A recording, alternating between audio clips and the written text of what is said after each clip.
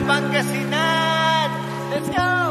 Hello mga kapulakit, nakapunta pala kami sa Anda, Pangasinan kasama ang aking pamilya. Hindi pala biro ang pumunta sa beach bago o pagkatapos ng Holy Week kasi fully booked na ang lahat. Buti na lang kinupkup kami kasi pimmutilan amin na buldot kud kakanap talagang wala na. Kaya ariga thanks sa paraiso sa gubat. Kaya pagdating namin nagdagat check ako agad sabay ng guyrak na bee.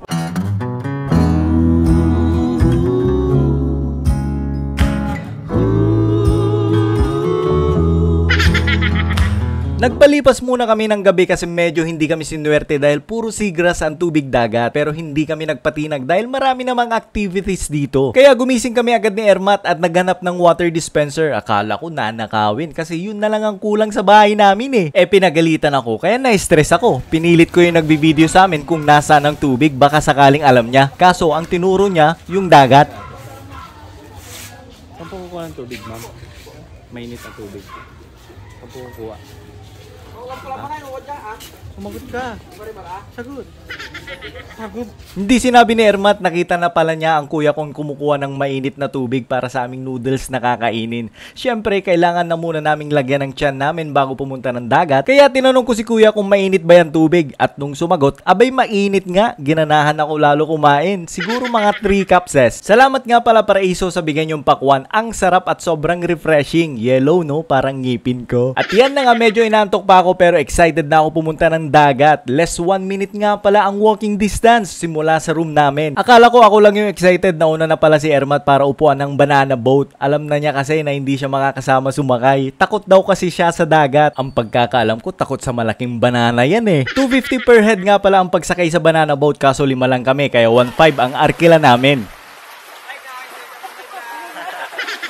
Sulit naman dahil 15 to 20 minutes ka ililibot at pwede kang sumigaw hanggat gusto mo kasi wala namang makakarinig sa'yo. Kahit sabi mong mahal mo pa rin siya. Itong latang madrama ka, baliktad tuloy life best ko. Yung hawak ko palang camera, webcam yan. Ninakaw ko lang sa computer shop. Wag nyo ko itumbong ha. Feeling ko pala parang tumataba na ako. Hirap ko na sumakay sa mga ganito. Dapat kasi may maka-invento ng lowered banana boat para madali sumakay sir. O tignan nyo, stuck na ako dyan. Kaya pinauna ko muna sila para malaman kung sino na ang mataba sa amin magkakapatid. Baka mamaya gumalaw at nahulog ako sa'yo. Idi wow! Kaso ang mataba pala sa akin talaga tiyan ko. Kaya kayo na ang panalo. Patayo.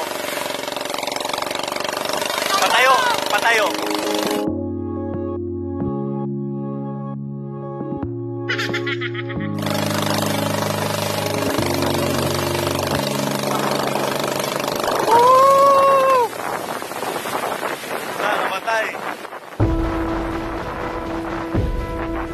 Sa lagay na to, hindi namin alam ba't namatay bigla ang makina ng bangka. Actually, kinabahan kami kahit may life vest. Siyempre, hassle at mainit kung hihilain pa kami papuntang laot. Buti na lang at napandar pa rin ni kuya. Baka mamaya kasi lalangoy kami eh. Ayaw ko pa naman ipakita yung langoy pusit ko.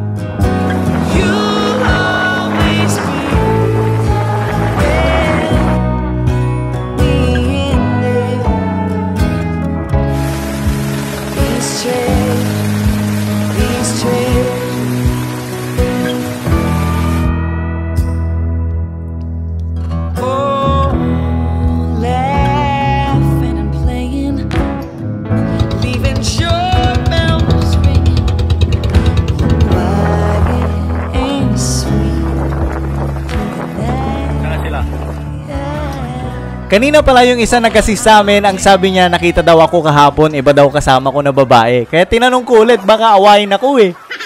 Kung sino yung nakita kong babae kasama ko? Iba. Hindi ito. Babae pala kasama ko kahapon eh. Hindi pala, ba't mo sinabi? Awayin ako nito. At yun na nga, safe ako, imposibleng ako yun. Mahirap talaga pag madami kang kamukha. Salamat nga din pala sa mga supporters natin na nakakilala sa atin dito. Medyo nalulungkot daw si Mudra kasi naiinggit sa amin kaya lumipad na lang.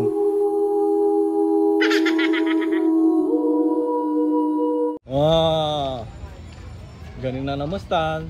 Trinay ko nga pala mag-pool dito sa Paraiso sa gubat, baka sakaling manalo sa pustahan pagdating ko sa bayan namin. Nakakamiss lang kasi madami sa Bugalyon yan noon tuwing piyesta. Kaso mukhang kinalawang na ako, kailangan ko ata ng isang sakong pulbo para makashoot. Kaya lang wag na lang, kaya naligo na lang ako at nakakita ako ng ice cream sakto sa mainit na panahon at mainit na ulo ni Ermat. Sabi ko wag ka na malungkot. Eto, bumili na ako ng kulangot para sa iyo. Abay manlilikat siya, di ko alam na ayan pala ang magpapasaya sa iyo. Next time bilhan ko kayo ng isang galong ice cream para good mood kayo lagi sa akin. Pero scripted lang to ha. Bumili din pala ako ng mangga para tayo ay sama-sama na magtai-tai na. Si kuya pala na nagbebenta ng apple mango, kilala tayo. 50 to 60 isang kilo ng mangga niya. Kaya kapag nakita nyo siya, padagdagan nyo din ng isa.